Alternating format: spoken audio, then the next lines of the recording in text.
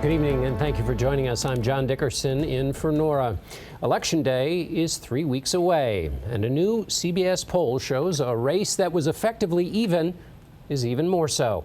Vice President Harris leads former President Trump 51-48 nationally. Since last month, Trump is 1 point closer in the national poll. Harris leads 50-49 in battleground states. No state a greater battleground than Pennsylvania, which is where we find both candidates and our Weijia Jiang, who leads our coverage from the lakeside city of Erie, Pennsylvania. Tonight, both presidential hopefuls are pitching voters in Pennsylvania, a state they are targeting relentlessly. 20 trips for former President Trump and 10 for Vice President Harris since becoming the nominee. So, Pennsylvania, today I ask you, are you ready to make your voices heard? If we win Pennsylvania, we win the whole thing. It's over. Their rallies today kick off an intense week of campaigning, with Harris hitting Wisconsin, Michigan, and Georgia, and Trump going to Georgia and Florida. This week, he ramped up the rhetoric against political rivals. We have two enemies. We have the outside enemy, and then we have the enemy from within. We have some sick people, radical left lunatics. And I think they're and it should be very easily handled by, if necessary, by National Guard, or if really necessary, by the military, because they can't let that happen. Harris campaign spokesman Ian Sams. Suggesting that the military should be used against his fellow citizens is beyond the pale. It's something that no president should ever do. Presidents should try to bring our country together. Harris today focused on shoring up a key constituency, black men. The campaign is concerned that a lack of enthusiasm will lead to low voter turnout.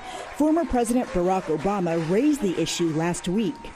Part of it makes me think that, well, you just aren't feeling the idea of having a woman as president. Harris announced a new plan aimed at winning them over, including $1 million forgivable small business loans, a focus on health issues that disproportionately affect black men, and legalizing recreational marijuana to boost the industry and create new jobs. Meanwhile, a scare on the campaign trail when police arrested Las Vegas resident Van Miller on his way to Trump's rally in Southern California on Saturday. Authorities say he had 2 loaded, unregistered guns in his SUV. But federal investigators say Trump was not in danger, and there's no indication this was an assassination attempt. Miller says he is a Trump supporter who is helping the re-election effort.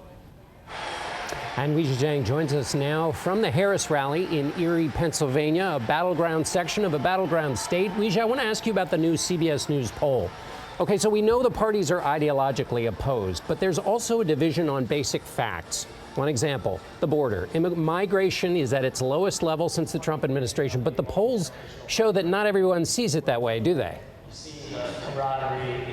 That's right, John. CBS News asked voters whether the Biden-Harris administration tried to reduce the number of migrants at the southern border. So 67% of Democrats said yes, and 65% of Republicans, almost the exact same number, said the opposite, that the administration actually tried to increase the number of migrants. So that is what is happening now. We also asked about what could happen come Election Day, and on the issue of whether there would be voter fraud in the 2024 race, just 6% of Democrats said yes. But, John, that number jumped to nearly half for Republicans at 47%.